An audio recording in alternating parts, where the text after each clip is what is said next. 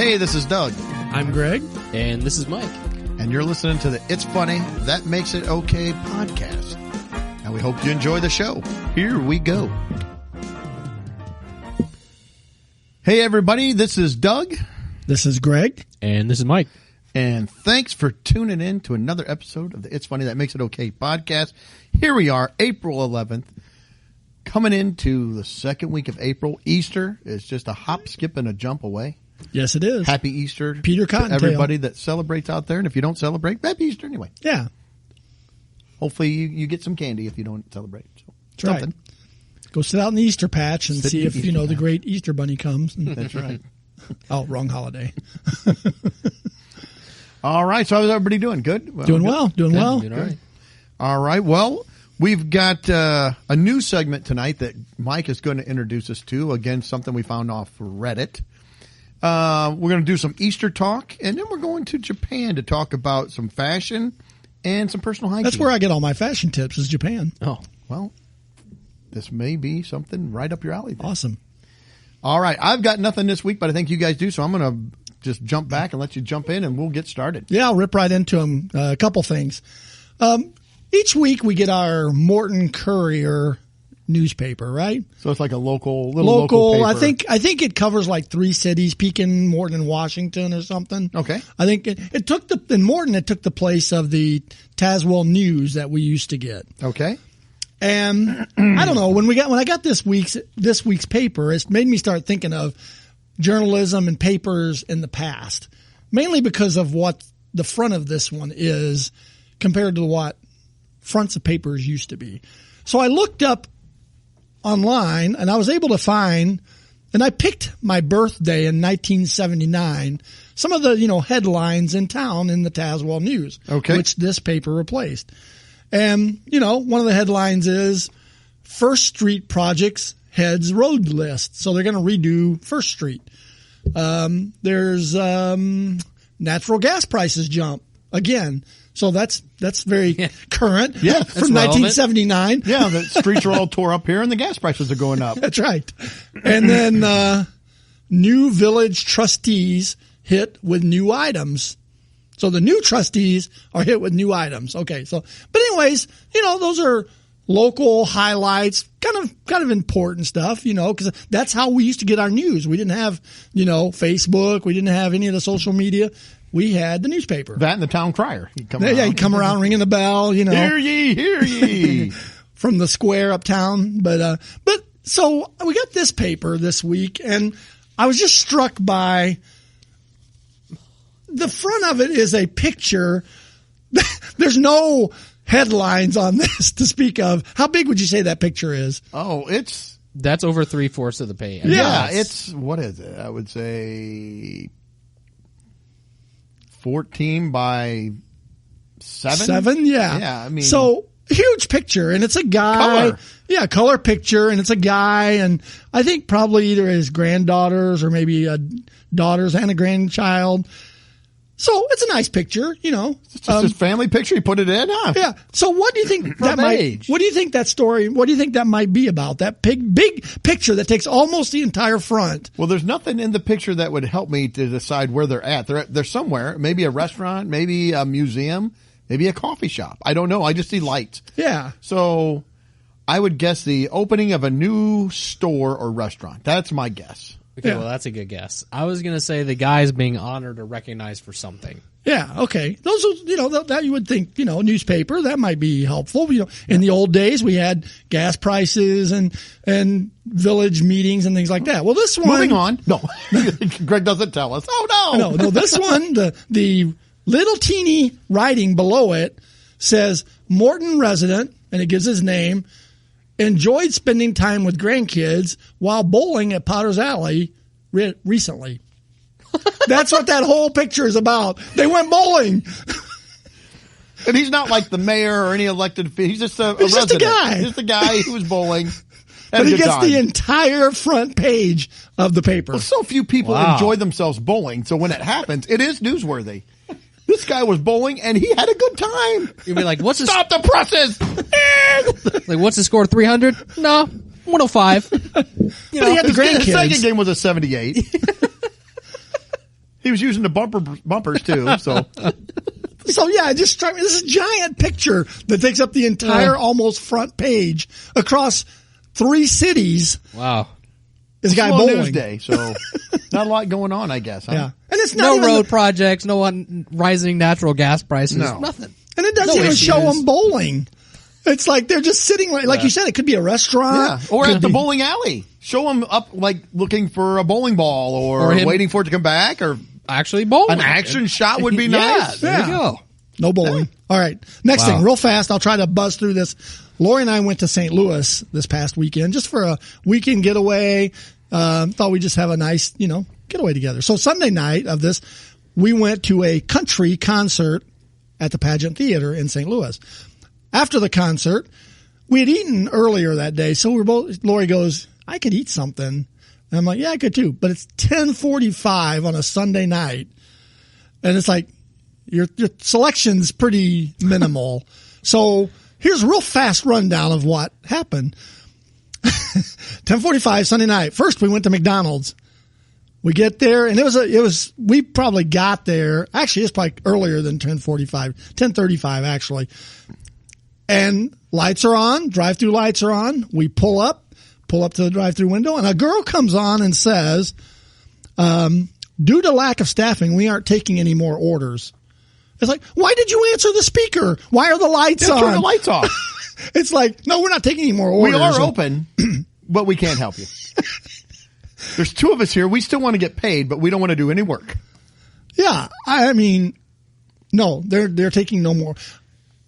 That made me think as I was sitting there, it's like, I want to go back to the old days where the fast food joints, Hardee's, McDonald's, they cooked up 15 burgers and put them in a slider rack so that they could walk up and grab one because they've already got burgers made and they just go grab one so they can serve you. You don't need so many people then. I venture to say that them doing this prep to cook, or what it was, they cook them to order kind of. I mean, it's like they pull the little patty off the griddle and throw it on your bun to order or whatever. They're no fresher than they were back when we had them in the rack of foods. So anyways, that's my gripe on that. So we didn't go to McDonald's, and I said, well, I think Wendy's, typically their drive-thru is open later. So we found a Wendy's not too terribly far away, booked over there, and we actually got there about 10:45, and we believe it was supposed to close at 11. There was 4 cars in front of me. I pull in behind 2 cars that are at the speaker, and another car pulls in behind me. So I'm in there. I roll up to the speaker, and the lights on the board shut off. Oh, no. And the girl goes, we're closed. And I said, I can't get out. I'm behind 4 cars that are trying to get their food and a person behind me. So I'm sitting there. What am I going to do now? So I get out of my car to walk back to the person behind me. She looked terrified that I'm approaching her car at 11 o'clock at night. And I just said, could you please back out? They're closed. She wouldn't roll down her window or anything. So I'm like having to yell at, and she was very nice. She smiled. Oh yeah, I'll back. So she backed out. So we didn't get Wendy's. So I'm on a mission now. It's like, I'm going to get food one way or another. I'm getting food tonight. So we're driving back to our hotel. I see a Denny's sign. I'm like, Denny's is always open. So we pull into Denny's. They're open. So we thought. Oh, they were open. We go in. The guy goes, what'd you like to drink? We're like, just the water. So he brings the waters and then he goes away while we're going to order. That place was freezing. I mean, Lori goes, I cannot eat here. It is freezing in there. I don't know why they had it so cold. And so we tossed the menu back on the guy's thing and took off. And when we went out the parking lot, so this is the last one. Sorry, I know this is dragging. I see another McDonald's down the road and the lights are still on. So we go down to McDonald's, pull in there, a couple cars at the drive-thru, and I'm thinking, okay, it's already past 11 at this point, so they're not, as a matter of fact, it's almost 11:30 by now. So we pull in, and of course I get behind a guy that is ordering for 8 dozen people. He's like ordering all this, and it's a 2-laner, and I don't know what the other car is doing. It's just sitting there, and after waiting on this guy to order for the city of St. Louis, he goes away. The other car's still sitting there, and I place my order. I go on, and the car's still sitting there, so I don't know what he's doing. So I pull up, and the guy is waiting on his order that had all the orders, and she starts handing him out food. And I heard him say, "I have a water," and he didn't sound super pleasant, and nothing. And it's like she shuffles out a couple more things of food. And then I ordered a water, and then I see a water bottle come out the window, and he grabs it. But then I see it come back out his window, and she grabs it back. But I couldn't hear what they said to each other. And then she goes away, comes back, and another water bottle comes out the window, and he takes it and goes. And then we got our food. And we got back to the hotel at about 11:40. So we had a late McDonald's night that night. So that was our trials and tribulation of trying to get food at 10:45 in St. Louis on a Sunday night. Insane. And that's why the two other McDonald's employees, people like that guy, were like, sorry, we're closed. Yeah. They didn't want to risk it. Yeah. I like all the lights on, though, and it's like, due to lack of staffing, we're not taking any more orders. What, did somebody just take off all of a sudden and turn your lights off? Were there any cars at the other one, did you say? I can't remember. Which one? At the first McDonald's you went to. There was one that went through, but we don't know whether he got waited on or whether they told him. So there was nobody thing. there. It's like, I get it if there was like 18 cars. No. It's just me. Yeah. How many people does it take to make a hamburger? Obviously more than they had. I'm working myself to death in here. I'm doing the register. I'm handling this speaker. Oh, brother. So sorry that was kind of long, but oh my goodness. I could tell you about the country concert. That was a whole other thing, but I won't go into that tonight. Somehow I knew Greg's story was going to end with them getting McDonald's. Can you believe that? We went to McDonald's, Wendy's, Denny's, and back to McDonald's. Yeah. You knew it was the only way the story was going to end. Yes, it had to. Jeez. All right, Mike. Man. Well, I've got a April Fool's story that just is, I don't know about you guys, but I really hate April Fools. Yeah, I'm not a big fan. It's okay. The problem is that they're not jokes. They're more like mean. Yeah, just being mean. It's things that like fake pregnancies. Yeah. Hey mom, hey Mike, your mom was just killed in the car wreck. Exactly. April Fools. Like that's not funny. Exactly. I gotcha. Yeah, I really thought my mom died. I was devastated. Yeah. Yeah. So take me to the hospital. That's what seems to be April Fools now. So I saw this story on an April Fool's prank that just failed spectacularly. It's from a Newsweek article. It says, "Fury as beer company's April Fool's prank backfires spectacularly." So a British company has come under fire online after people felt scammed following their April Fool's marketing stunt.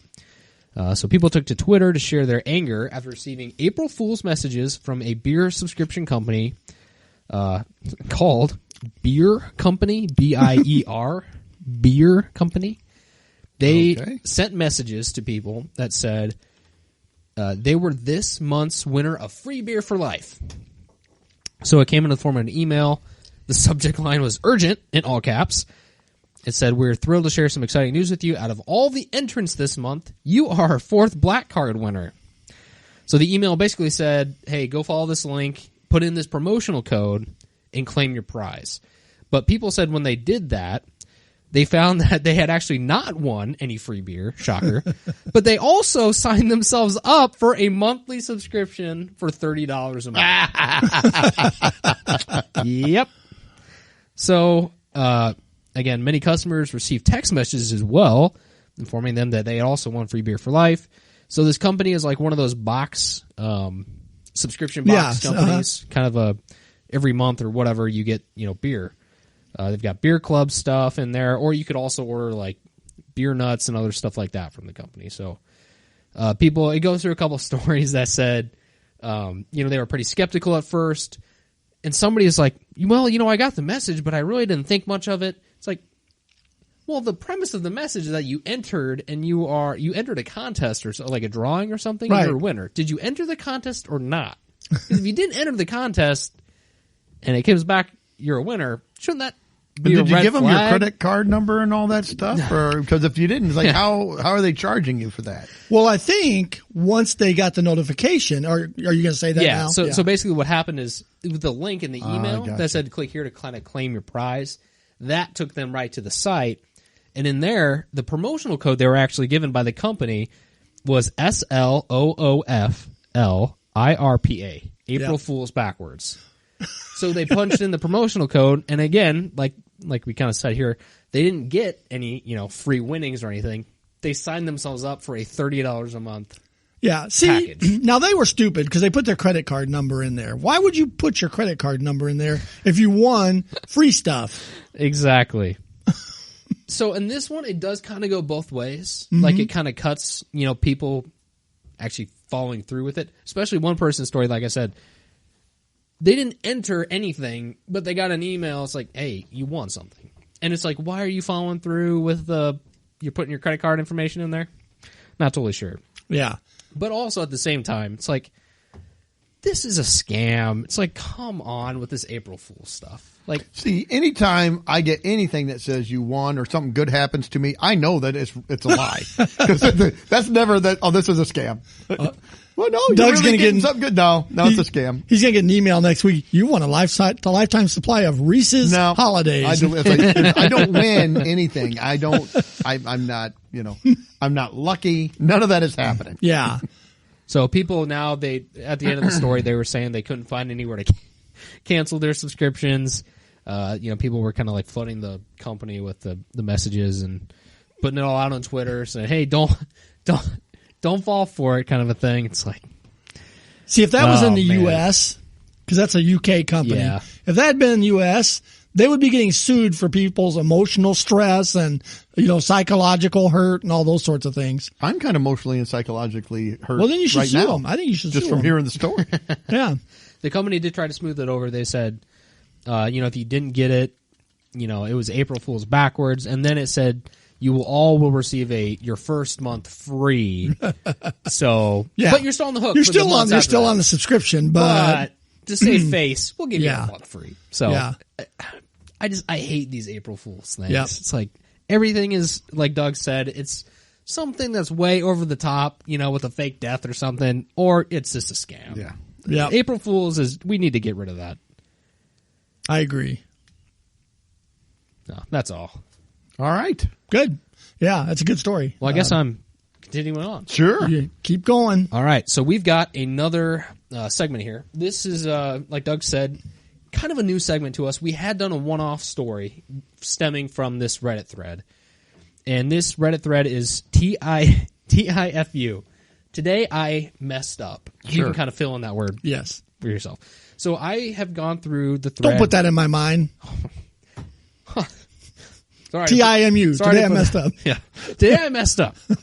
So I went through the thread and I kind of looked at some top posts over time just to kind of give us a good variety of some of the best ones out there that people have enjoyed. So basically the premise is, on the first one here, it says, it's kind of like a confessional then. They're confessing that they did. Where the other one that we did was, am I the A? Right. So the other one is kind of like, did I mess up or did the other person? Yeah, so they're wanting you to vote. This one, this one's a blanket admission. Okay. Yeah. Okay. And they kind of go through the funny story or whatever, the tragic story maybe of how they messed up. So kind of like if you go to McDonald's too many times in an evening, that's a mess up. That's on you. Greg, you could have a TIFU. You could. I did. He posted on Reddit. Yeah. That was on me. So this first one, TIFU by not telling my husband about a lottery I won years ago. So here's the story. The lottery winning took place back in August 2014. My husband and I were married in October of 2014. She said that she had not won a fortune, but it was enough to make a big difference. She said after taxes, it came out right to about $480,000. Wow. So that's a pretty big chunk of change. Yeah. So then she went on to say most people would be over the moon, but I panicked. I didn't want our life to suddenly turn upside down because we had so much extra money now. Wow, She said, what a pain to have to go through. so we'll kind of hear a story, and then maybe we can see what our thoughts were. She said, I was still legally single at the time, so I was able to accept it anonymously without the need to tell anyone else, so I didn't. I didn't tell anyone else, not a single soul, not my future husband, not my parents, siblings, etc. Only the state and federal government, so they could get their cut. So she said then that her husband has a tendency to spend on things that we don't need, and kind of has that, splurge kind of a spending mindset. Right. So she opened a new bank account with the National Credit Union and put in a check, with the money. She actually got hooked up with a financial advisor who, kind of guided her through some investing options. So she put all the money in some certain places to kind of help it grow along. So she's just getting richer as the days go by, and she can't tell it. This is from 1 month ago. So flash forward to today, from 2020 to 2022. She says that she's doing the dishes, getting ready to make some dinner. Out of the blue, her phone rings. Then she gets a text because she wasn't able to answer the phone. No big deal, she'll get to it later. But then her husband came into the kitchen, kind of glanced at her phone. She said, hey, who texted me? And he looks. It's her financial advisor. He had called and texted to let her know she's now up to $1 million from her investments. And she said husband is stunned. He has no clue even what to say. Kind of just stares at her blankly and says, we have $1 million? Said she was. Cha-ching! She said that she was so kind of caught off guard. Obviously, she hadn't told him about it for 8 years now? Or about 8 years. And he asked, well, who knows about this? She's like, no one. Only now you and the government and the financial advisor. So basically... And the NSA. Yeah. So basically, she said the story ends with him... he left for the night because I guess it was a little much to bear, I guess, suddenly knowing that your wife has been keeping that from you, that you are a millionaire. So she said it took him a few hours to finally get back to talk to me. At the end of it, basically he came around and said that she's really proud of her for investing into their future, and kind of came around with a clear head. And she says, based on an update, her husband and I have continued to keep the investments where they are, not touch them. Good for them. Going to let their money grow. So all in all, not a bad situation. Yeah, not a bad situation. Good, well, the guy left and went and sat somewhere, and he goes, I could leave her. Hold it. He got $1 million. I ain't leaving. Well, in my mind, he thought in the process, like, what else is she not telling me? But, hey, if the first secret is we're millionaires, it's not bad. Maybe all of her secrets are really good ones. But I am going to come out and say, as in my opinion, it is not healthy in a relationship to keep secrets. No. Right. If she was single or they weren't married yet, she didn't need to necessarily tell him because she doesn't know where things are going. Once you get married, you need to kind of disclose, hey, here's where we're at. Here's our finances. Yeah. Here's the bills. Here's what we got. Don't hide bills. Yeah. If you do something stupid and rack up a bunch of bills, be honest. Like, hey, I screwed up. Yeah. This is where we're at. Okay, we're all on the same page. Let's move forward and try to get past this because eventually secrets will find you out. They're going to come to light eventually. Yeah. And so thankfully this story did have a happy ending. There was one more update that was going to go on. She said that husband, definitely came around and they're continuing to invest and put that away. Obviously said that he was really upset that, he was kept in the dark so long, but he did agree that had he known at the time, they probably would have blown through most of it. Right. So kind of a compromise. And she did say they took a nice one-time kind of vacation with a little bit of it, and they're continuing to kind of keep it away. So that's kind of an example story of it's interesting. What's going on here. It's kind of the reverse of the norm, Right. Where somebody, like Doug said, somebody's racked up a big bunch of debt, and they come into it and didn't tell them, and it's like all of a sudden, boom, hey. Exactly. So I guess if you're going to be in that situation, rather have it like this. Well, yeah. Like that. If you're going to have a secret, that would be the one I want you to have from me. Yeah. Yeah. Okay, well, here's another one. TIFU by obliterating my wife's fish. Ooh. Happened last night. Wife's 8-year-old very large goldfish was passing away.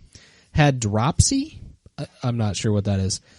The fish couldn't was... hold on to stuff. Yeah, his little fins were just weak. Oh, it's weak. Butter You pick fins. up, like, boom. Oh, I can't even hold on to this little plant down here. it's little bitty rocks. I can't pick them up anymore. My food. So he had dropsy, so yeah, fumbling around with everything. The fish was suffering, was on the verge of death. Wife and I looked into the symptoms. It says there was no hope of him making a recovery. I mean, it's a goldfish. So she asked me to euthanize the fish. And then he said, looking into the methods, it seemed pretty agreed upon that the most effective and quick way to euthanize a fish was blunt force trauma. Now, when I was a kid, my family were huge anglers, and I was designated as the fish killer when it came time to cook them. What, do you get a little rod and reel out and catch it? Was it back then I was told to slam them on the ground as hard as I could. Well, my 8-year-old body wasn't strong enough to kill them instantaneously, so I had to do it multiple times, and he said, honestly, that kind of messed me up. So then he says, flash forward to last night, I didn't want that happening again, and I wanted it to be painless, for the fish. So he said, I asked my wife to leave the room because she was very upset. That first hit's going to hurt, though. Well, wife is upset, so he wanted to do the deed, and he did it by putting the fish in a plastic grocery bag and slamming it as hard on the counter as he possibly could. The bag tore, right? It says the poor fish was absolutely obliterated. Oh. The force ripped open the bag and sprayed bits of what used to be a goldfish in every direction. Oh, so then the wife was like, everything okay? He said, don't come in. Yeah, he said, please stay out of the room for a little bit. But he was trying his best to clean it up. She said she's kind of getting suspicious after 5-10 minutes. She came down and he said it was still everywhere. It was on the counter, the stove, picture fridge. a little fish chalk outline. Just little pieces of fish. And he said to add insult to injury, it even splattered on the Christmas tree in the corner. Oh, not gonna get that smell out. And he said, as of today, we are still finding pieces of it around the house. Oh, here's a piece of, what was his name? It didn't say his name. No. It said wife was Floppy. aghast and completely traumatized, cried until she went to bed. That is not good. No. So there's a little bit harsher of a story than the $1 Million Secret. Yeah, that's a rough one. Here's one we're going to end on. We're kind of keeping it short and sweet here for the first one. Real fast. We had a goldfish once that it was almost dead like that, and Lori decided it was time to put it down. She put it in the toilet. It would not go down. Kept coming back up. The fighter. Like, Guess it wasn't quite as dead as we thought. Yeah. He's still swimming. It's a fighter. Getting better. I don't feel want to much go better in the now. toilet. Please take me out. I'll be good. Look, I'm grabbing everything firmly now. Yes. No dropsies here. Yes, my dropsies. fins are working well. Oh, okay. So here's, I think, one that we're really going to appreciate here.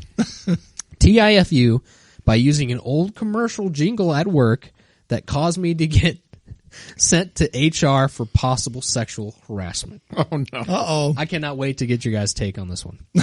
All right. It opens up. Gen Xer here. I love old commercial jingles, especially ones from the 70s and 80s, and often I will use Because them. they're so good. I will Yeah, use them mine to make commentary on things I'm doing. We were in a meeting with sales and marketing, and we were discussing a new initiative that would involve both parties in a way we've never done before. One of the younger marketing women was outlining this, and I said, "You've got your chocolate in my peanut butter." So he goes on to explain this was a popular tagline for Reese's peanut butter no cups. explanation needed here. Yes. Oh, yeah. Right. He said, I was using it, so I thought, to illustrate how we were putting two good things together. To make it worse, some of the older meeting participants laughed. He didn't think anything of it until I had the head of HR come into my office and asked to see me. Well, apparently the young woman, who was in her 20s, had never heard of the commercial and thought I was making a sexually charged remark at her. So even the HR person hadn't heard of the jingle. They should be fired. Not the guy. They should be fired. He said he had to go online, pull up the commercial for them to even believe me. It was probably blocked by the company's firewall, though. He said in an update, nothing happened. Everyone had laughed it off, and it seemed like a teachable moment. The old way the office... Wait, what is that? The old way the office... I can't even follow that sentence. Basically, he ended up smoothing it over by bringing in some Reese's. Reese's. And then probably promising never to say anything ever again about commercials or nothing. Just sit there. Right. So, yeah. Anyway, there's that one. Hey, I'm going to add one. I found one when I Go was ahead. going through those, Yeah. and I just clicked on it. It's just a couple quick paragraphs, but maybe that says the description says, "Now I have to explain to my neighbors that I'm not a pedo." Yes. Uh-oh. It says, "Okay, so my kids had their kids over for a pool party." Hang on. So my kids had their kids over for a pool party. Okay. Oh, my kids had their kids. So his grandkids. My wife asked me to watch them in the pool as a responsible adult. The kids were playing with pool toys and yelling and having fun as kids do. So the game they are playing is tag, but whoever is it had to carry a certain toy. A shark torpedo, comically called a sharkpedo. Unfortunately, the kids are now screaming, "The pedo, the pedo, the pedo is coming, look out, oh, it's got me, the pedo's got me." He said, after a few minutes of this, my neighbor poked his head over the fence, and I just laughed, and I told him what was happening, and he laughed as well. The pedal is coming. It's got me. The pedal's got me. Yeah. So there you go. I just wanted to add that one to it. Take that to the local pool with you. Whew. I don't know about that. Yeah. So I've got some more saved, so maybe we can revisit that. segment. I like That was those. kind of fun. Later on, Well, so. thanks, Mike. Appreciate Always that. like hearing about people's misery. Yes. Yeah. All right. So Sunday is Easter. Happy Easter to those who Yes, celebrate. happy And again, Easter. to those who don't, happy Easter. Good Friday's coming up. I got some Easter stuff. We're just going to kind of wing it a little bit here, and we're going to see how things go. So, the first thing I kind of wanted to talk about for Easter, do you guys typically you get together? Do you celebrate? Do you celebrate Easter? Do you have a big dinner? Do you do something kind of low key? What are you guys normally doing? Yeah, we usually have a family meal. Usually have ham loaves or ham, potatoes, green beans, big meal. Yeah, it's kind of a kids bring their, our grandkids over and we get out the pedo shark and, no, we hide eggs. I hope not.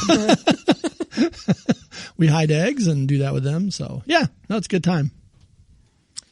Yeah, my side of the family always does get together too. Just immediate family, same kind of a meal. Yeah. Easter ham and potatoes and Yep. all that good stuff. Yeah, good. Same kind of thing. We usually go to church on, Sunday morning. We get done with that. We'll go and we'll do a little get together it's usually pretty low key on my side of the family. It's with my mom and us, my son.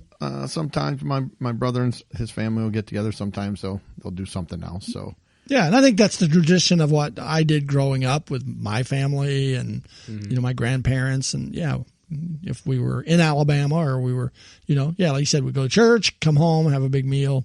Yeah.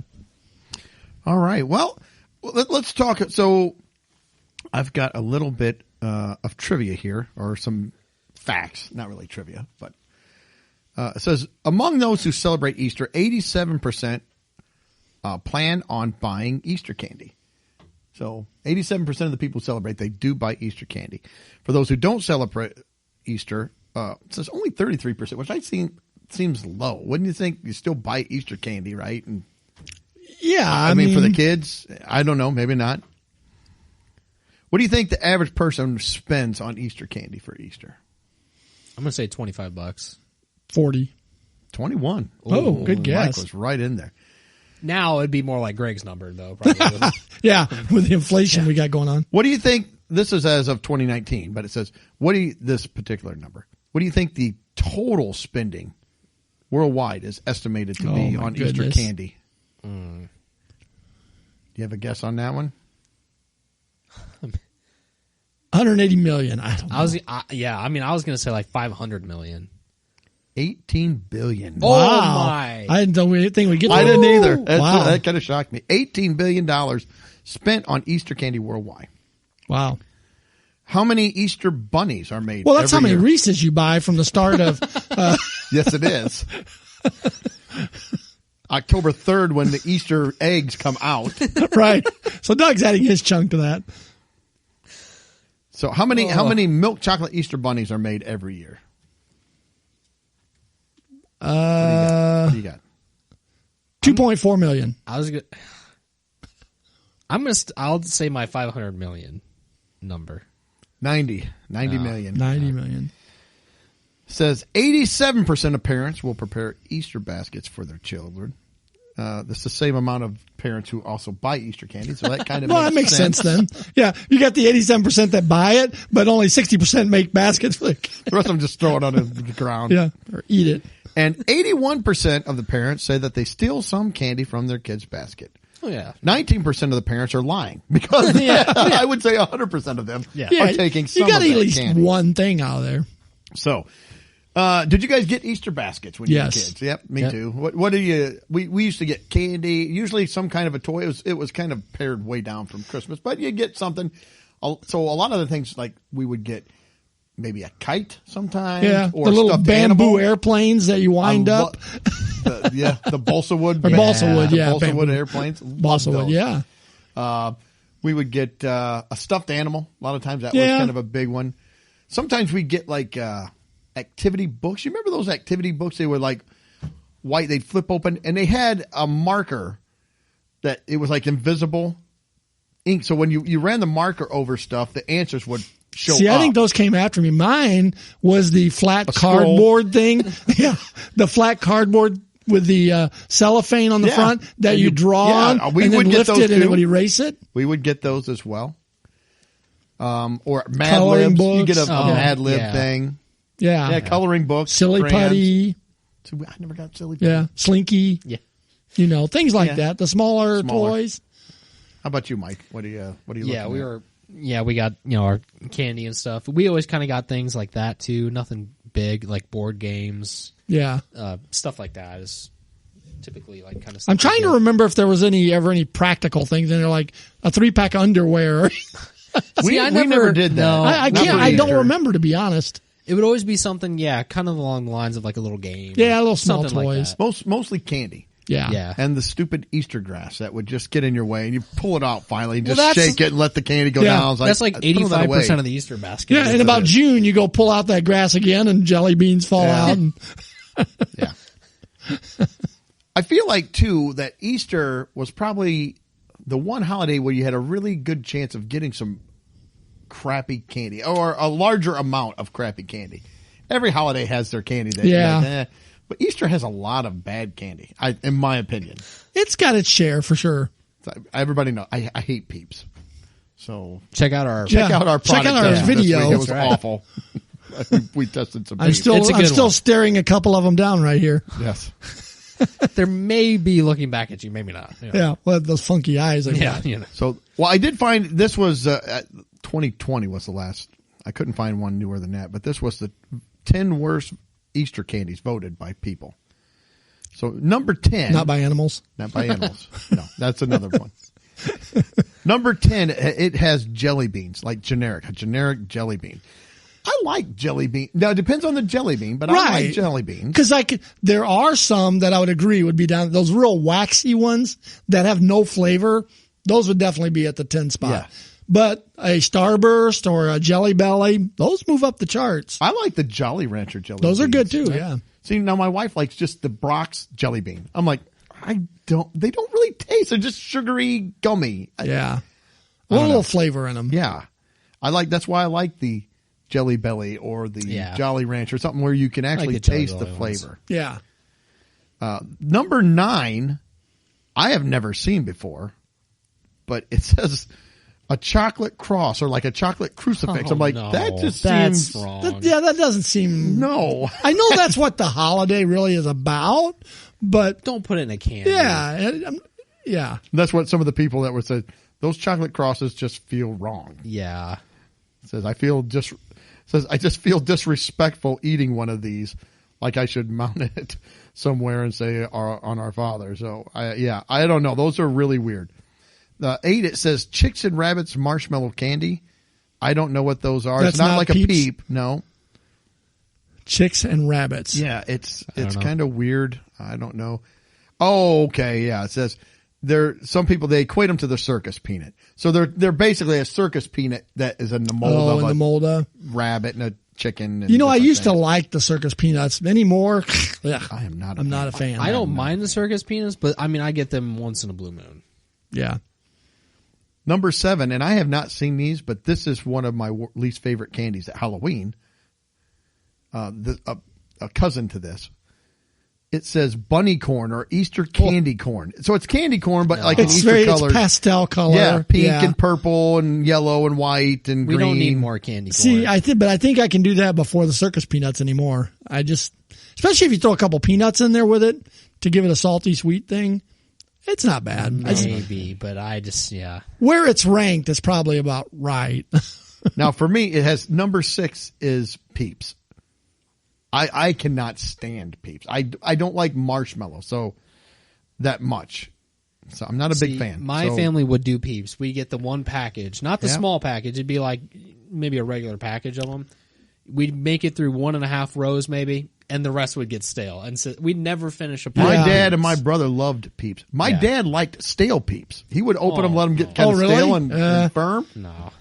We would get one of those. Each of us would get one of those little sleeves. It's got about 4 in it or something.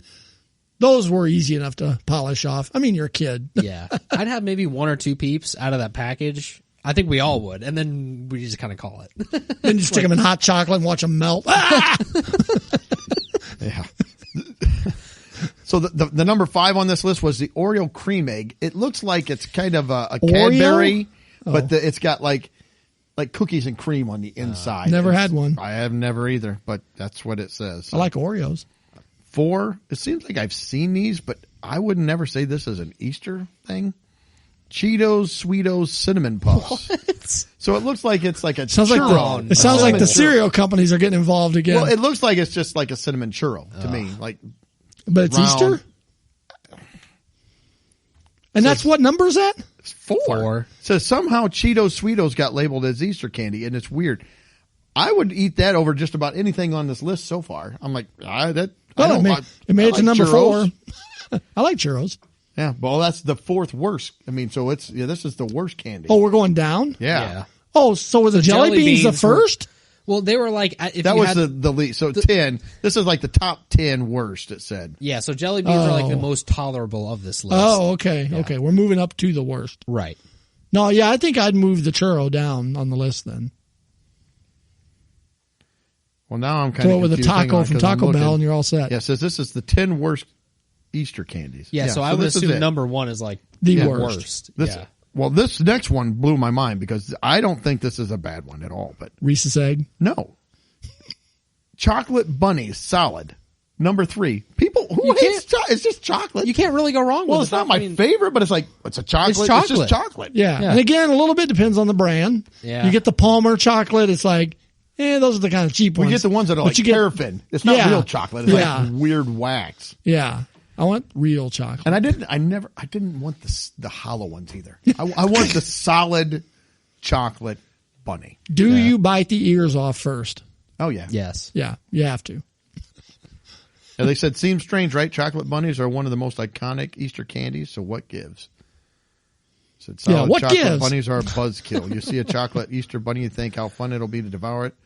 The thing is solid chocolate. This says Easter bunnies, as opposed to hollow, are just too much darn chocolate. Too much darn chocolate. Well, you don't eat it all in one sitting. No. Well, they're not asking a kid because a kid would I want all of the chocolate. In fact, the bigger one, the better. Yeah. There are some huge chocolate bunnies. Huge ones. This next one sounds horrible. I've never seen it. It says 2, and it says this is new to the list this year. Sour Patch Kids white chocolate bunny. So it's a white chocolate bunny with bits of Sour Patch Kids in it. That does not sound good. Yeah. No, I like Sour Patch Kids, but I don't want it in my. I don't want white chocolate either. No, that one just doesn't sound good at all. The number 1 people were ranked worst. You care to take a guess what it is? I haven't guessed, but I'm not going to like it if it's number 1. It's a popular candy. I'm not going to like the answer. It's robin eggs. Robin eggs. Could be. I'm trying to think of another Easter candy that would be. This one's really popular. They have. I know you've had to see commercials for it every year. Cadbury egg. Oh, Cadbury egg. Whew, number 1 least favorite. Cadbury egg. I don't like Cadbury eggs. I'm not a big fan of Cadbury eggs. Yeah. They're so sweet. They are. As a kid, I would eat them. You get them, and it's kind of weird because they look like a raw egg inside because they've got the white with the yellow, and you're eating it. It's just, it is so sweet. I cannot eat it. I can. It's kind of like, to me, eggnog at Christmas. I can have a glass of eggnog during the holidays. And that's it. One, I'm good. Yeah. One Cadbury egg, I'm good. Yep. So that was it. Another one of things that I'm thinking of or was jotting down here. My dad loved these. Now, most people do not. I will eat a couple, and mostly because my dad liked them. But the black jelly beans, I don't care for them. I'm not a huge fan. I don't like black licorice. I don't. Yeah. Again, I will eat a couple of those. My wife loves these. My dad loves these. The chocolate marshmallow egg. They come in an egg carton. You would open it up, and they're a chocolate. They're flat on one side, and they kind of look like a Reese's egg, but it's marshmallow. Oh yeah, yeah. I never cared for those. Don't think I've ever seen those. Again, I don't like chocolate, or don't like marshmallow. I like chocolate, and then circus peanuts, but that was kind of already covered. But we used to get those as a kid, and I did not care for those either. Yeah, I think maybe you showed a picture earlier to me of some brightly colored Easter eggs, and they're hollow in the middle, but they've got a little white, like filling around underneath the hard shell. I love those as a kid. They are Brock's marshmallow Easter egg. I didn't know they were marshmallow, but what they are. But it was a harder marshmallow. They would take that marshmallow and it was like a spun. Like they'd spin it, so it was almost. It's pure sugar. It was almost crunchy. Yeah, well, it was hard on the outside, and then it was a little foamy on the inside, but not like a marshmallow. It was a little softer. I didn't care for those. I loved them as a kid, and they were individually wrapped, and they were usually bright colors like pink and green and purple. Yeah, and it was just. It's just pure sugar. Don't get me wrong. I ate them, but they would have been like, moved down my list of the way I'd consume my basket. I don't think I've ever had those. Yeah. So, and on my basket of good candies, I would want, again, a good jelly bean, Jelly Belly, Jolly Rancher, the Starburst, a good jelly bean. Yeah. Malted milk balls or the Robin's egg. I love malted milk balls. Yeah. Malted milk ball. Robin eggs were good. Yeah. The Reese's peanut butter egg, you can't go wrong with now, see, when I would have been getting Easter baskets, the Reese's eggs were not out yet. Oh, no. It was just the cup. Reese's cup. We would get, I think Mom and Dad would get the Easter Bunny would get like the big 10-pack of single cups and put a couple in each of our baskets. And of course, again, the chocolate Easter Bunny. And I wanted the solid. It was always the hollow. That was kind of the crowning glory of the basket. Yeah, you built around that. And whatever you got. You had that. And whatever, like coloring book or stuffed animal or kite would be next to it. And then you had the little candy kind of all around there. Were your baskets usually the wicker variety or like a plastic little tub? No, we were always the wicker. Yeah, we were the wicker. The ones that if you went to an Easter egg hunt with it, they would roll out because it wasn't deep enough. They were usually wide and not very deep. Yeah. And so of course, dyeing Easter eggs. Did you dye the Easter eggs? Oh, yeah. With the different and then that was more, as my kids got older, we went to the plastic eggs and we dyed a few, whereas dyeing eggs was the big thing for us growing up. Yeah. We dyed them with my son. Yeah, that's what we did too. We'd have the 10 Commandments on the TV. And we'd have Charlton Heston leading the Israelites. Yes. Loved it. We'd have the egg, so let it be the real eggs, so and then let we'd it be actually done. go through and hard boil and whatever, and I think we'd actually even eat them up. So I don't know. Yeah. Oh, we'd eat them. Yeah. You'd peel them and the dye would soak through so they'd be green and blue. Cut in half, put a little salt on it. Yeah. House would smell like sulfur. Yeah. Yes. Did you experience any Easter egg hunts with your kids or yourself going to them? Kids. I don't remember myself going to an Easter egg hunt. No, we did it in the yard. See, we lived out in the country, and it's just me and my brother, so it's kind of... You had him from him, it wasn't quite as fun. We did them, when I was pretty young. I don't have, immediate cousins, but we have some second cousins who are relatively mine and my brother's age. So they would come over, and we'd do that maybe for, we didn't do it a whole bunch. Maybe 3-4 years, maybe we did that. But those kind of died off pretty quick. We used to take our kids out to the baseball diamonds out in Westwood Park, and they would have organized ones. Man, those things are pandemonium. They line 800 kids up, and you got a field just full of eggs, and it's like, go, I'm surprised kids aren't getting trampled. I mean, because they just, and then you always got like the 2-year-old that's running around, picks up 3 eggs, spills the 3 out of his basket while he puts the new 3 in there. But yeah, I mean, did you go with us? We went to Peoria down by the river. Yes. And Nick won a skateboard, a scooter down there. Down by the river. Down by the river. We were in our van. Yeah. So yeah, we went to an organized one there. It was crazy. Our church, we got to get Pedo Shark around somehow. Our church, when we, about a year after, no, it was the first year we were there, they did a helicopter egg drop. Ooh. So they brought in this helicopter and guys were up in it with trash bags full of eggs. Just like carpet bombing kids with dumping them out onto the field for the kids. So now you get the excitement not only of the eggs, but you got a helicopter there. Did you tell them the story about the Santa Claus in the helicopter? No, we didn't talk about that. The crashing Santa. I picture them. We got an Easter bunny. Easter bunnies. Look at the bunnies. And that's how you end up with a bunny like the fish. And the copter goes down. Oh, now we've killed Santa and the Easter bunny. Okay, next is the Tooth Fairy. Oh, jeez. But yeah, the helicopter, the first year, because they did it like 3 years in a row. The first year, they're flying over, and the helicopter comes in pretty low for them to dump the eggs out. And one of the guys dumping the eggs, the bag slips out of his hand, and this whole bag just looked like a body falling out of the helicopter. I picture it exploding like a bomb. Boom! Plastic eggs everywhere. Candy. Yeah. Kids are crying. They got a triage tent set up in the parking lot now, pulling kids out. The kids got PTSD about 10 years later. No, I can't do Easter. Eggs? Every time they go to make tuna salad or egg salad, they hold up the boiled egg. Oh, yeah. The helicopter rotors just in the back of their minds. Every time around Easter, they start hearing. He's looking around. Are there any good Easter shows? I mean, you mentioned the movie, The 10 Commandments. Is there other Classic. Easter shows? I had an Easter record when I was a little kid that I played. It had Here Comes Peter Cottontail. Gene Autry sang it. Yeah. And then Easter Bonnet was on it. I don't know what also. It was like an LP record that had Easter songs, probably 10 songs, 5 on the side. I'd listen to it. I don't know what the songs were now. I still got it somewhere. I need to get it out and see what Easter songs were on there. I don't know. Interesting. Passion of the Christ would be that's a new one, though. That's newer. I mean, kids movie. Yeah, definitely not a kids movie. Yeah, I don't know if you're. It's like they had a Charlie Brown or a Peanuts one. It seemed like I think it came out when I was older though, like the Easter Beagle or something. Yeah, I can picture Snoopy dancing around with his basket, tossing eggs out. Yeah, but I was. Yeah, that might have been when my son was little, even. So I don't know. And growing up, we always had to dress up for church. Oh yeah, you got a new Easter outfit. Because on Sunday we normally dressed more than your we did during overalls, the week. no shirt, anyway. no shoes. You walked in. My plaid You're pants. from Alabama.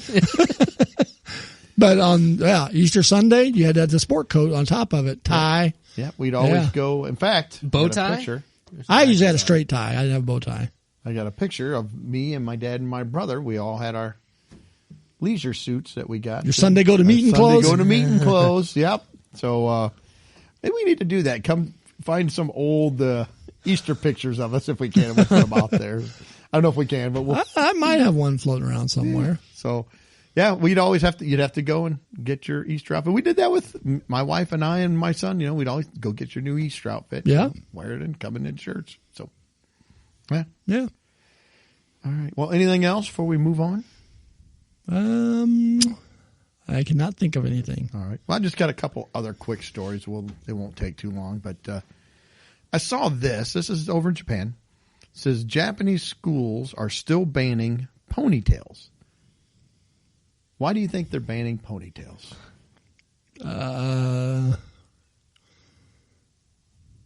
It's hurting the girls' head, so they aren't doing well in math. That would be a good thought. I'm going to say it's a dress code thing because it's like showing too much leg. Well, it says because they could sexually excite men. Yeah. They're worried boys will look at girls, a former teacher explains. When I saw that, I'm like, really? What? I remember in school, I didn't ever think that was the big draw. If I looked at a girl, like, ooh, ooh, I like that ponytail she's sporting there. And like when they portray it in TV shows and movies, they always show the girl pulling the thing out of her ponytail and shaking her hair falls. That's usually a little more, Now, see, what about like a scrunchie? Would the scrunchie be too sexy? Too sexy. No. Or back in the 80s, like a banana clip. Oh, the banana clips. Yeah. Very sexy with the banana clip. It says here, from the lengths of the students' socks to the color of their underwear, Japanese schools are infamous for their strict requirements on what pupils can wear. Although I think our schools could use some of that. Well, our schools could use a lot. Yeah, their schools are probably scoring a lot better than ours, so maybe that's what we need to do. It says, one rule has drawn criticism for not just its absurdity, but also the reason behind it. A former middle school teacher, said school administrators told him that girls must not wear the ponytail because exposing the nape of their necks could sexually excite the male students. Again, nape of the neck. I don't know that that's the big draw. Maybe it isn't. Says they're worried boys will look at girls, which is similar to the reasoning behind upholding a white-only underwear color rule. Says most schools require girls to wear white undergarments so that the underwear won't show through their uniforms. So I don't know what. And uniforms being another key word. Well, yeah, I don't know what is happening that, it goes on and on. You see the boys in the cafeteria going, did you see her nape? No. Some group of boys are caught in the boys' room with a magazine. It's a hair magazine. They like open it up. They start unfolding it. Ooh, you can see, look at the whole ponytail come flapping out like a big centerfold of it. Woo! I thought she just had the bob haircut. She's got the all pulled back. Look at the nape of her neck there. Wonder what they would do if one of the girls put it up in a bun. Because now it's completely off. It's completely off the neck. Oh my goodness. Or just get a short haircut. Because at least the ponytail. What if they just have a short haircut? Oh, yeah. Because at least the ponytail is covering part of it. What was the skater from the late 70s that all the girls would get their hair done? Dorothy Hamill. The Dorothy Hamill. Oh my God. Yeah. The 70s. That was the time to be a student in Japan. Check out them necks. Look at the Dorothy Hamill. So you go in you're talking about the magazine. Yeah, you go in the convenience store and there's like necks and it's got a plastic cover over it. Yeah. Oh. So you just see the bangs. That's all you see are bangs. I can't show you the rest. You got to be over at 21 to get these magazines. They got a lot of nape of the neck in this one. Play neck. Oh, jeez. I was in play neck. I was a neck model for years. My family disowned me. They were disgusted by it. They got their version of Hugh Hefner over there. It's got the play neck mansion. All these girls running around in ponytails. Dancing around seductively, slowly pulling their hair up, putting it in a ponytail. That's all the gentlemen's clubs are. They're just swinging around the pole, fully dressed. They pull their hair up into a ponytail, swing their head around. Woo! They're throwing yen at them. That's right. Cinnamon to the stage. Look at her. She's coming in, pulling her hair back. Oh, she's put it in the full ponytail. Oh, my goodness. Or a girl comes on stage and just cuts her hair. They're stripping to Barbara of Seville music. Da da da da da da da da da da da da da da da. Ooh. So, yeah, apparently. Oh my gosh. Apparently, nape of the neck is the body part in Japan. To each their own. I guess. Do they wear turtlenecks? They probably might have to. Hoodies. Pull that hoodie up. All right. Well, staying in Japan, this other story caught my. To be honest, the title is what really caught my attention because I'm like, what? And this is in quote. It says crocodiles, in quote. Crocodiles could spell the end of Japan's tradition of nude mixed bathing. I thought, okay, well, first, nude mixed bathing, weird. But crocodiles? I didn't know there were a bunch of crocodiles in Japan, but okay. Says the unwelcome behavior of some male customers is putting women off visits to hot springs where both sexes have mingled for years. So apparently it was tradition that you go to these hot springs and you strip completely naked and you bathe with groups of people. But God forbid we see the nape of a neck. Put your hair up before you get into the mixed bath. Wow. You got to have your priorities. That's right. Right. Nudity does not turn people on. It's the nape of the neck that does it. Oh, my goodness. That's where the term necking came from. Yes, Oh. yes, it is. All right. It said here that they have these baths, and it's, I guess, historically they were get together, started back in the 1400s, and they would have these mixed bathing because it was back in the 1400s. They didn't have hot water, so they go and they had these hot springs, and that's where they would have mixed bathing, men and women. But it says the crocodile. Oh, my phone just refreshed, so give me 1 second. I hate this. Okay. It says many blame the rising menace of wani, W-A-N-I, might be, or that's Japanese for crocodile. It says that's the nickname given to men who spend long periods immersed in the water, their eyes constantly scanning the room for female bathers. Do they put their head down? I picture they just have just their eyes at the top of their head. I picture a woman coming in naked and getting in there. All of a sudden, his head just slowly sinks below the water. There's just a few bubbles. And you're like, where'd he go? The bubbles. Oh, my goodness. Mad scramble for everybody to get out. So it says, we're at our wits' end from day to day. One onsen owner, onsen, like O-N-S-E-N is the name of these mixed places, told the constant fretting among operators over how to address the transgressions of some male bathers. Their lurking presence is making more women reluctant to bathe with men. Really? You mean when men are lurking around, women are a little hesitant to get completely naked and jump in the water with the other men? I like this. The lurking presence is making more women reluctant to bathe with men. Then it says, even family members. I don't know which is worse. Oh, my gosh. No. I don't want to get naked. Look, I'm not a fan of even going to a swimming pool. I know. I'm a weirdo. I'm a prude. Whatever. Not a prude. I just don't.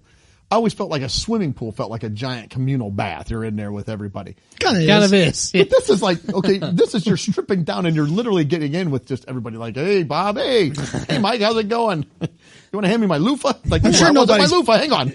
I'm sure nobody's peeing in there. But then I was like, would I be, I don't know if it would bother me more to be in there with a bunch of strangers or a family member. Hey, there's my mom and dad. Oh my gosh. This would be a great would you rather. Oh yeah. Would you rather go to mixed nude bathing with a stranger or a family member? It would have to be what family member? What family member are we talking about? Is it your wife? Okay. Is it your uncle? Yeah. Then I don't. Probably not. I almost got to go strangers then. Yes. Yeah. Because I'm hoping maybe we won't see each other after Yeah. we leave here. Yeah. Yeah. I'm just going to act like the crocodile. I'm just going to get all the way down with nothing but my eyes above the water. You might see your mom's neck. They're just misunderstood. So apparently this is a real problem, and it's caused some of these places to close down because they can't get enough women to come in there and get naked and bathe with the I wonder men. why. Well, I'm definitely not having any shower beers in here. So. Not a shower beer type place. No. Yeah. So yeah, one other person said real quick, it said that the problem is men. So there are cases in which men will try to come up and strike up a conversation with women, asking them where they are from and so on. Hold on. This is going to be a shocker. So hold on. It says you tend to get more of this. When do you think? After they have drunk alcohol. Wow. That's a shock. So some have set up partitions while men may be sharing the same water as the female counterpart. Voyeurism is impossible. So, yeah, and you know what? These guys, what do they think? If you get a woman naked, you're like, well, yeah, of course you're going to chat her up. Well, she's already nude. Most of the job's already done. If I can just get her to swing over to my side. Oh my gosh. So anyway, I just thought that was interesting. Again, the title really is what drew me in. Crocodiles could spell the end of Japan's tradition of nude mixed bathing. I'm glad we do not have nude mixed bathing or traditions like that over here in America. Oh yeah. Nothing. I guess if you're raised that way, you don't think about it. It's just what it is. But Well, obviously there's something creepy about it because they're having problems. Yeah. So. Well, like you said, Doug, we've got the community pool. So that is Yeah. bad enough. I don't even swim for that reason. We got the Or pool. the We got hot all tub. these exposed necks running around. Whew. Yeah. I think I would think Dickies would be popular over there. they're popular everywhere. So that led me just to one more thing I just saw this week. I was in In a hot tub. in a with hot tub with a bunch of people. No. I was in a college town. And right next to the college, there was a Motel 6. And on their... Were the lights on? I don't know. It was, Yes, it but was they during can't the help you, daytime. so. It was during the daytime. But on their sign, on the kiosk out front, it said jacuzzi room, jacuzzi room available. Are you wanting to go, let's say you want a romantic evening with your wife. You're going to go out on a date, for the weekend. Are you going to choose the hotel that's right next to the college? I wouldn't choose that for any reason. And then to throw in that it's a jacuzzi room. You know what? They couldn't do enough cleaning to that room to make me even want to stay in it by myself, let alone go in there thinking we're going to have a nice romantic evening, me and my jacuzzi wife. tub. Because college kids, they're going to destroy that. And it's a Motel 6. We're not talking the upper echelon. That's why I here. said the Motel 6 just on its own. Let's put it on the interstate in the middle of nowhere with nothing next to it. It's probably not really going to stay there. But then you throw that next to a college. And then you throw, hey, we have a jacuzzi room. It's like, no, nothing good has come out of that. Yeah, no. And this is in a rural area. It's a college I'm pretty sure that Mike is familiar with. Would not Maybe even surprise me. attended. And I think that they're big on parks and agriculture. So there's probably been some a donkey in the room at some point. Just all kinds of weird stuff because college kids are just insane. It's like I'm not doing that. You couldn't get me in there. You don't really want the one out in the middle of nowhere either, because I think there's probably been murders in that one. I would risk that over the college kids. I think because I'm like, if there was a murder, the forensic people probably came in and used bleach and got it at least bleached out. As long as you're not the next victim. Doug's not worried about getting murdered. He's just worried about the germs. the damage from the last one. Yeah. They got him, but it was clean. At least they cleaned up. Out of all of the human fluids, blood is my least feared for some reason. I'm not a fan of it, but out of all of the things that could come out of a human that might still be in that room, I will take the blood. That is the one. Like, all right, I guess I can be okay with that. Because at least the blood was internal. Most. Well, other fluids. I guess the others are too, but. Again, I feel like I would do better if I knew that one. There's been some human fluid all over this room. What is it? Oh gosh, what is it? I pictured Doug like The Office when they pull out the black light, Dwight and Steve Carell. What do they say? It's something like, is that? Oh, I hope it is. Yeah. That's how I feel in those hotels. I just try not to think about it. Maybe that's what it was. Is that blood? I try to think so. that, you know what, some road weary businessman probably just came in here and all he did was lay down and went straight to sleep, got up the next day and left. Didn't even shower. Didn't use the shower or the towels. That's what is going on in my mind. Rolled his comforter down. In fact, he didn't even sleep on the bed. He slept on the couch. Slept on the couch. Yeah. This is a brand new bed. No one has used. Yes. And they burned it after. New bed every time. They open the plastic. There's your new mattress. Beautiful. All right. That would be nice. Yes, it would. So, okay. Well, you got a peek inside my horrible, awful mind. So, all right. I got nothing else. I think that wraps up this. Wow. We went from TIFU to Easter. Yeah. Happy celebrating Easter. And then to, getting turned on by napes of necks and mixed nude bathing and body fluids. I don't know how this episode. I don't know how Easter got to that. I don't either. So there we go. All right. You guys got anything else? Nope. No. Nope. All right. Well, hey, thank you so much for tuning in. We do appreciate it. If you like the show, please give us a review, 5-star rating. Even if you don't like button. it. Yeah, give us a 5-star Give us a good rating. review. Give us a good review. Hit the share button. Put it out there for us. We hope you have a happy Easter for those that celebrate. Again, if you don't celebrate, happy Easter anyway. Eat some candy. And we hope you're tuning in 7 days. Until then, see ya. Later. Peace. Well, that wraps up another episode. Thanks for listening. Please be sure to subscribe, and you can follow us on Facebook, Instagram, and Twitter.